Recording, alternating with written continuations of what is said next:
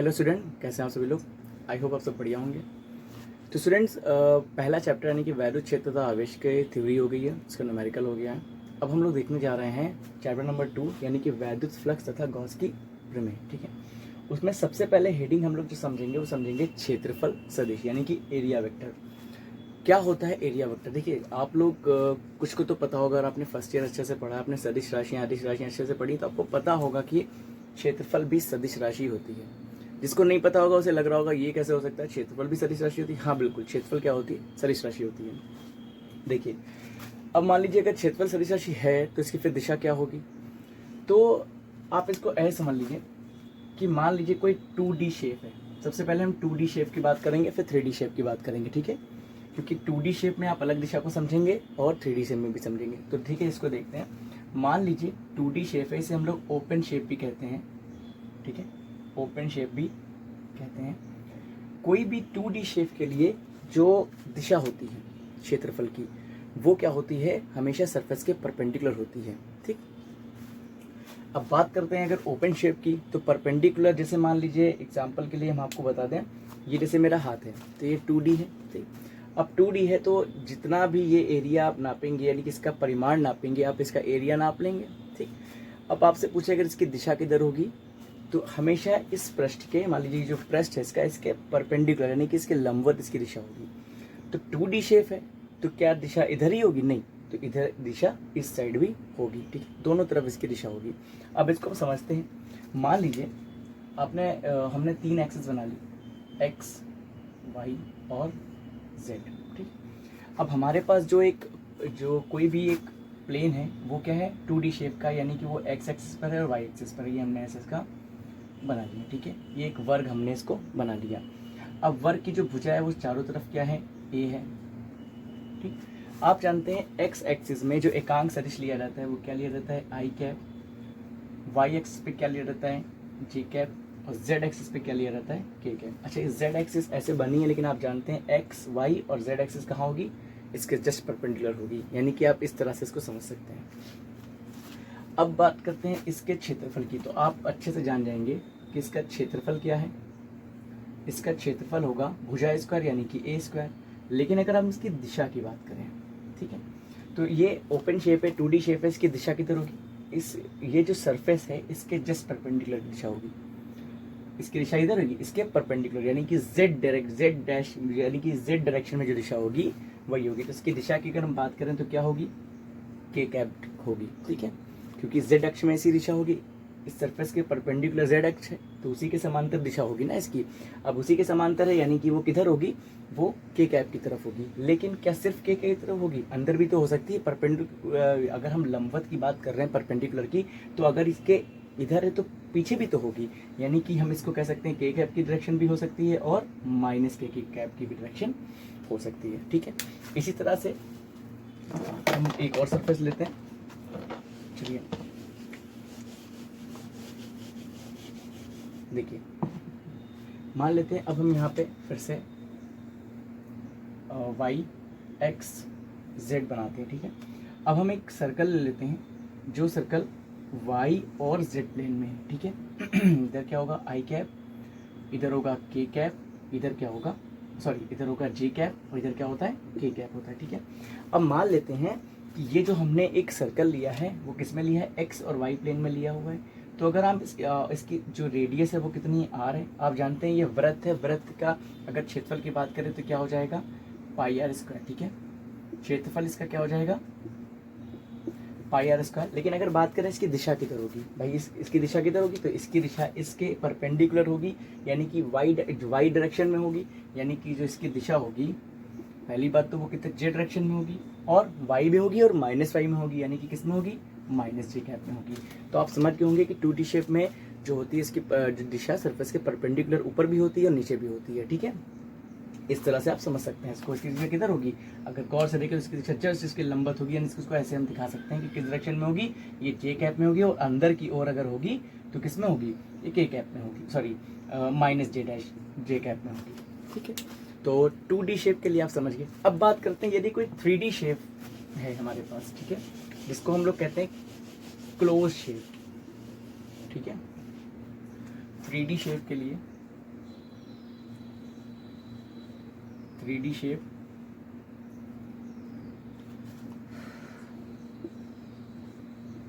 या इसको क्या कहेंगे, क्लोज्ड शेप। ठीक है, क्लोज शेप की अगर हम बात करते हैं तो देखिए हम यहाँ पे कुछ क्लोज शेप बना लेते हैं। सबसे पहले हम यहाँ पे एक घन बनाते हैं।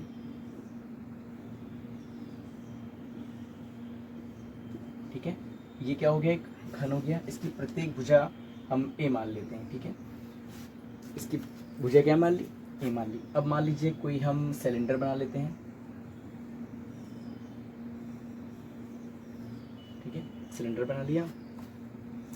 अब आपको घन का क्षेत्रफल भी आप निकाल लेंगे और यानी कि बेलन का क्षेत्रफल भी निकाल लेंगे। लेकिन अगर हम इसकी दिशा की बात करें तो देखिए 2D शेप में क्या होता था, एक बाहर की ओर इस सरफेस की अगर हम बात करें तो अगर खाली ये 2D होता तो ये क्या होता, एक वर्ग होता, तो एक दिशा ऊपर होती एक नीचे होती पर। ठीक है, लेकिन जब 3D शेप हो गया यानी कि क्लोज्ड कोई शेप हमारे पास है, तो जिस सरफेस का एरिया हम लेंगे, ठीक है, उसके परपेंडिकुलर वाली दिशा हम लेंगे। ठीक है, अब मान लीजिए इस सरफेस को अगर हम ले लें तो इसकी दिशा क्या, इधर साइड की होगी।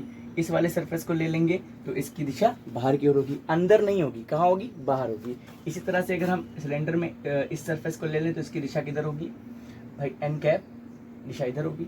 इसके लिए दिशा किधर होगी, इस वाले के लिए एन कैप बाहर की ओर होगी। इसके लिए क्या होगी, बाहर की होगी। इसके लिए क्या होगी, बाहर की होगी।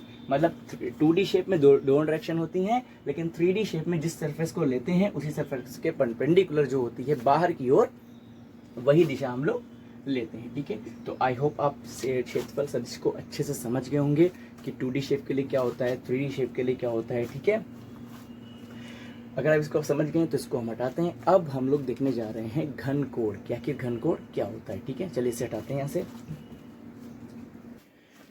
अब घन कोण समझने से पहले सबसे पहले हम जानते हैं कि आखिर कोण क्या होता है। ठीक है, देखिए मान लीजिए कोई हमने वृत्त ले लिया। ठीक, अब वृत्त ले लिया तो इसका वृत्त का केंद्र मान लिया क्या है, O है। अब हमने यहाँ पे कोई भी एक चाप ले लिया इसकी। ठीक है, कोई भी एक चाप ले लिया और ये चाप इसके ऊपर एक कोण बनाएगी। इस कोण को हम लोग क्या कहेंगे, समतली कोण कहेंगे या फिर कोण कहेंगे सिंपली। ठीक है, और ये कोण का फॉर्मूला होता है क्या, कोण बराबर होता है चाप बटे त्रिज्या। ठीक है, यही तो होता है। ये एक 2D शेप है, सर्किल है, तो हमने एक चाप ले लिया और चाप जो भी कोण आंतरित कर रही है यहाँ पे, इसी को हम समतली कोण कहेंगे। इसका मात्रक क्या होगा, इसका मात्रक होता है रेडियन। ठीक है, अब बात हम लोग किसकी कर रहे हैं, घन कोण की कर रहे हैं। ठीक है, मान लिया कि हमने यहाँ पे एक गोला ले लिया। ठीक, ये गोला ले लिया और इस गोले से एक छोटा सा पार्ट हमने काट लिया। ये गोले का क्या है, केंद्र है। इस गोले का बाहर, मतलब समझ लीजिए एक गोला है, स्फीयर है। ठीक है, इसके बाहर हमने एक पार्ट काट लिया। अब ये जो पार्ट हमने बाहर की ओर एक काटा है, इसका कुछ ना कुछ क्षेत्रफल होगा। मान लेते हैं इसका जो क्षेत्रफल है वो क्या है, इसकी दिशा बाहर की ओर है, क्षेत्रफल डी है, तथा इसकी दिशा क्या होगी, आप जानते हैं 3D शेप है तो इसकी दिशा बाहर की ओर होगी और ये इसकी दिशा होगी एन कैप। ठीक है, और क्षेत्रफल क्या ले लिया हमने, डी ले लिया। अब ये जो क्षेत्रफल है, अगर इनके इस बिंदुओं को हम मिला दें तो आप देखिए ये केंद्र पर एक कोण आंतरित कर रहा है। इसी कोण को हम लोग क्या कहते हैं, घन कोण। इसे ओमेगा से प्रदर्शित करते हैं। ठीक है, किससे प्रदर्शित करते हैं, ओमेगा से प्रदर्शित करते हैं। अब यहाँ पे हमने डीए लिया है, ये छोटा सा एक कोण है, तो हम यहाँ पे ये छोटा सा क्षेत्रफल लिया है, तो ये कोण क्या हो जाएगा, छोटा हो जाएगा, यानी इसको हम लोग क्या कर लेंगे, डी ओमेगा कर लेंगे। ठीक है, अगर हम इसकी डेफिनेशन की बात करते हैं तो चलिए इसकी डेफिनेशन लिखते हैं। यहाँ पे देखिए डेफिनेशन हमने लिख दी है, पढ़ते हैं इसको। लिखा है, किसी गोली पृष्ठ का क्षेत्रफल गोले के केंद्र पर जो कोण आंतरित करता है उसे घन कोण कहते हैं। इसे ओमेगा, याद रखिएगा डब्लू नहीं है ये क्या है, इसे कहेंगे ओमेगा से प्रदर्शित करते हैं। फॉर्मूला क्या होता है, घन कोण बराबर होता है क्षेत्रफल बटे त्रिज्या स्क्वायर। देखिए अब ये अगर मान लीजिए गोली सरफेस ले लिया और उसके ऊपर हमने ये पार्ट काटा है डी, तो ये डिस्टेंस क्या त्रिज्या हो जाएगी कि नहीं हो जाएगी, आप ये खुद ही जानते हैं कितनी हो जाएगी, त्रिज्या हो जाएगी। अब यहाँ से घन कोण, देखिए घन कोण हमने छोटा सा क्षेत्रफल लिया है तो घन कोण क्या हो जाएगा, छोटा, यानी कि डी ओमेगा बराबर क्षेत्रफल क्या लिया है, डी ए अपॉन त्रिज्या का स्क्वायर मतलब आर का स्क्वायर। ये हमारा एक फॉर्मूला हो जाएगा। अब मान लीजिए, ठीक है, चलिए इसे हटाते हैं। मान लीजिए कोई एक घन कोण हमने यहाँ पे ले लिया, कोई एक क्षेत्रफल है ये, ठीक है, मान लीजिए ये कोई क्षेत्रफल है, इसका घनकोण हमने ले लिया डी ओमेगा, क्लियर। और इसका घन, और ये त्रिज्या क्या है, आर है, ठीक। अब इसका क्षेत्रफल कुछ बाहर की ओर होगा, आप जानते हैं, मान लिया क्षेत्रफल की दिशा क्या है, डी ए, इधर की ओर है। और इस घनकोण के इस केंद्र को इस वाले पॉइंट से अगर हम मिला दें और इसे आगे की ओर बढ़ा दें तो ये इसका एकांक सदिश होगा, त्रिज्या की दिशा में एकांक सदिश होगा, यानी कि इसको हम आर कैप मान सकते हैं, जो कि डी ए के साथ क्या कोई एंगल बना रहा है, थीटा। तो इस थीटा के दो घटक हो जाएंगे, एक क्या हो जाएगा डी ए कॉस थीटा, एक क्या हो जाएगा डी ए साइन थीटा। अगर ये थीटा एंगल बना रहा है तो हमारे पास घन कोण का फॉर्मूला क्या हो जाएगा, D omega is equal to D A, देखिए क्षैतिज घटक लेंगे कॉस थीटा वाला, ऊर्ध्वाधर नहीं लेंगे, D A cos theta upon R square, ठीक है। इस फॉर्मूले का भी हम लोग यूज़ करेंगे जब हम लोग गॉस की प्रमेय पढ़ेंगे। आई होप आपको घन कोण समझ में आ गया होगा, ठीक। अब इसी तरह से मान लीजिए कोई और फिगर ले लेते हैं, मान लीजिए ये हमने एक फिगर ले लिया, अब यहाँ पे इसका ये हमने कोई पार्ट काट लिया डी ए, ठीक। तो इसके केंद्र पर ये भी एक कोण आंतरित करेगा, इसे भी हम लोग क्या कहेंगे, घन कोण ही कहेंगे, ठीक है। तो आई होप आप लोग घन कोण कायदे से समझ गए होंगे क्या होता है। हाँ, एक बात और, जो समतली कोण था उसका मात्रक रेडियन था, घन कोण का जो मात्रक होता है वो क्या होता है, स्टेरेडियन, ठीक है, ये होता है। अब एक चीज़ और इसमें नोट करने वाली है, एक बात जो है नोट करके लिख लीजिएगा, इसमें नोट कर दे रहे हैं, देखिए एक नोट पॉइंट हम लोग देखेंगे। मान लीजिए कोई गोला है, ठीक है, अभी भी बताएं, ये कोई गोला था, इसका कोई पार्ट हमने काट लिया, ये केंद्र है आर त्रिज्या का, जिसपे ये जो है ये कोण जो आंतरित कर रहा है वो घन कोण डी ओमेगा है, इसका क्षेत्रफल क्या है, डी ए है, इसकी दिशा बाहर की ओर है, ठीक है। अब मान लेते हैं ये पूरा गोला केंद्र पर कितना कोण आंतरित करेगा, ठीक है, ये हमें निकालना है। तो संपूर्ण गोले का क्षेत्रफल चाहिए होगा हमको, तो संपूर्ण गोले का क्षेत्रफल होता क्या है, 4 पाई आर स्क्वायर, यही तो होता है। अब 4 पाई आर स्क्वायर होता है, तो अब हमें घन कोण देखना, तो घन कोण क्या हो जाएगा, ओमेगा हो जाएगा। ओमेगा बराबर होता क्या है, क्षेत्रफल बटे त्रिज्या का स्क्वायर, तो क्षेत्रफल क्या हो जाएगा 4 pi R square upon R square से आर स्क्वायर कैंसिल, क्या आ गया 4 पाई, ठीक। अतः संपूर्ण पृष्ठ द्वारा गोले के केंद्र पर आंतरिक घनकोण कितना होता है, 4 पाई स्टेरेडियन होता है, ठीक है। आई होप आप समझ गए होंगे घन कोण को कायदे से। अब हम लोग देखने जा रहे हैं वैद्युत फ्लक्स, ठीक है, देखते हैं वैद्युत फ्लक्स क्या होता है। तो अब हम देखते हैं वैद्युत फ्लक्स क्या होता है। देखिए फ्लक्स का मतलब होता है प्रवाह, ठीक है, फ्लक्स का मतलब होता है प्रवाह, और वैद्युत फ्लक्स का मतलब वैद्युत का प्रवाह, यही हो जाएगा। अगर इसकी डेफिनेशन की बात करें, सबसे पहले बात करते हैं कि आखिर ये है क्या। देखिए मान लिया हमने कोई एक पृष्ठ ले लिया, जिस पृष्ठ का क्षेत्रफल क्या है, ए है, और इसका जो क्षेत्रफल सदिश है वो क्या हो जाएगा, मान लिया ए कैप हो गया, इस डायरेक्शन में हो गया, लंबवत हो गया। अब यही क्षेत्रफल उठा के हम किसी एक समान वैद्युत क्षेत्र में रख दें, ठीक है, इसी क्षेत्रफल को हमने क्या करें, एक समान वैद्युत क्षेत्र में रख दिया। अब इस वैद्युत क्षेत्र से ये वैद्युत बल रेखाएं हैं, इसी वैद्युत क्षेत्र को हमने वैद्युत बल रेखाओं द्वारा निरूपित किया है। अब इस पृष्ठ से जितनी भी वैद्युत बल रेखाएं होंगी उनकी संख्या को ही हम लोग क्या कहेंगे, वैद्युत फ्लक्स कहेंगे।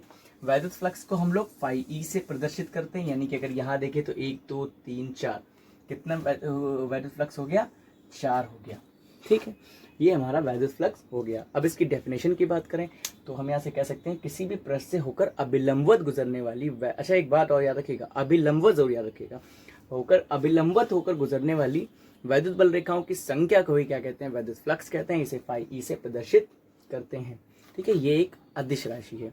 अब मान लेते हैं ये जो वैद्युत क्षेत्र है, यदि वैद्युत बल रेखाएं हैं, ये क्षेत्रफल के साथ, क्षेत्रफल सदिश के साथ, मतलब इसके अभिलंबवत ना गुजर के, यानी कि ये जो क्षेत्रफल सदिश के साथ थीटा एंगल बनाते हुए गुजरती है, अभिलंबवत ना गुजरती हैं, थीटा एंगल बनाती हुई गुजरती हैं, क्या तब वैद्युत फ्लक्स होगा? क्योंकि अभी तो हमने बात करी कि जो अभिलंबवत गुजर रही हैं वही जो है क्या कहते हैं उसको, वैद्युत फ्लक्स, उन्हीं की संख्या को वैद्युत फ्लक्स कहते हैं। यहाँ पे तो ये एंगल बनाती हुई निकल रही है, क्या ये इनकी संख्या काउंट होगी वैद्युत फ्लक्स में? तो इसे अभी देखते हैं। पहले हम यहाँ पे डेफिनेशन लिखते हैं वैद्युत फ्लक्स की क्या होता है, ठीक है। चलिए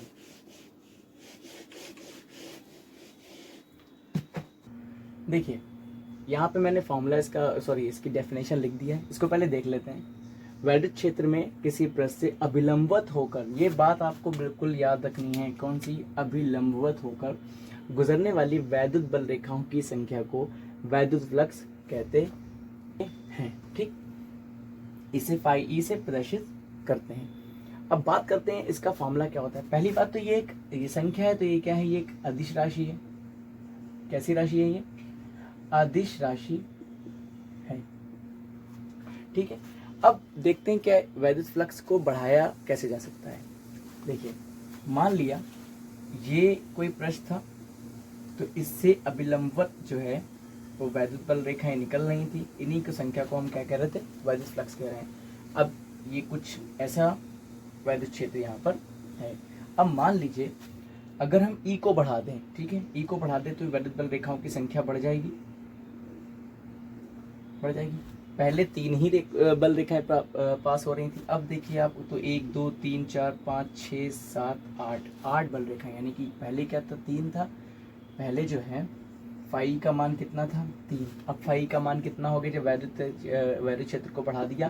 कितना हो गया? और 10 1 2 3 4 5 6 7 8 हो गया, तो बढ़ गया। यानी कि इससे एक चीज़ हमें पता चली कि जो फाई ई है वो प्रोपोर्शनल है, अनुक्रमानुपाती है वैद्युत क्षेत्र के।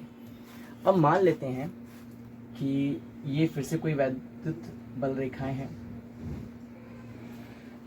यहाँ पे कोई जो है क्षेत्रफल रखा हुआ था, तो ये क्षेत्रफल जो रखा हुआ था वो, इससे कितनी वैद्युत बल रेखाएं निकल रही थी? 1 2 3। लेकिन अगर हम इसका एरिया को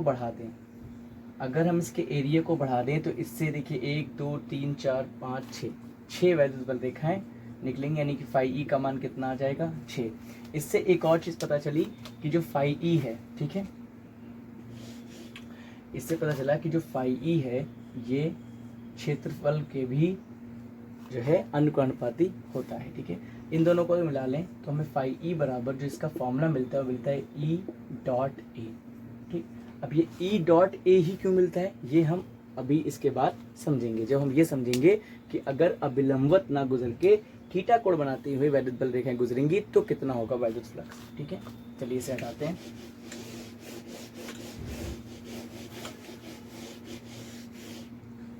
देखिए, मान लिया कि हमने यहाँ कोई पृष्ठ बना लिया, ठीक है, कोई पृष्ठ बना लिया, तो इसका क्षेत्रफल सदिश इधर की ओर होगा, और इससे जो वैद्युत बल रेखाएं निकल रही हैं वो थीटा कोण बनाते हुए निकल रही हैं, ऐसे पास हो रही हैं, ठीक। अब ये एंगल क्या होगा? थीटा। ये वैद्युत क्षेत्र की दिशा है। अब इस थीटा को हम 2 पार्ट में तोड़ सकते हैं। पहला, इसका क्षैतिज घटक हो जाएगा ई कॉस थीटा, और एक इसका ऊर्ध्वाधर घटक हो जाएगा ई साइन थीटा। अब यहाँ से अगर हम वैद्युत फ्लक्स की बात करें तो वैद्युत फ्लक्स बराबर क्या हो जाएगा? अब अगर हम गौर से देखें तो इसमें अभिलंबवत कौन सी वैद्युत बल रेखाएं गुजर रही हैं? ई कॉस थीटा, ठीक है। तो ई कौन सा लेंगे हम? ई कॉस थीटा, और क्षेत्रफल ए। यहाँ से हमें क्या मिल जाएगा? फाई ई बराबर ई ए कॉस थीटा। और आपने फर्स्ट ईयर में पढ़ रखा होगा, जो ए बी कॉस थीटा को हम लोग क्या लिख सकते हैं? ए डॉट बी, यानी कि इसको हम लोग क्या लिख सकते हैं? E dot A. यही इसका क्या हो जाएगा? फॉर्मूला होगा। आई होप आप लोग वैद्युत फ्लक्स को कायदे से समझ गए हैं।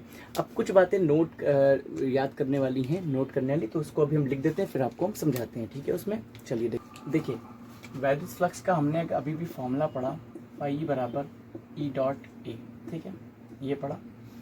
अब इसके मात्रक की बात करते हैं कि इसका मात्रक क्या होता है। देखिए, एक अदिश राशि, इसका मात्रक सबसे पहले अगर देखें हम तो 2 मात्रक यहाँ पे आ जाएंगे।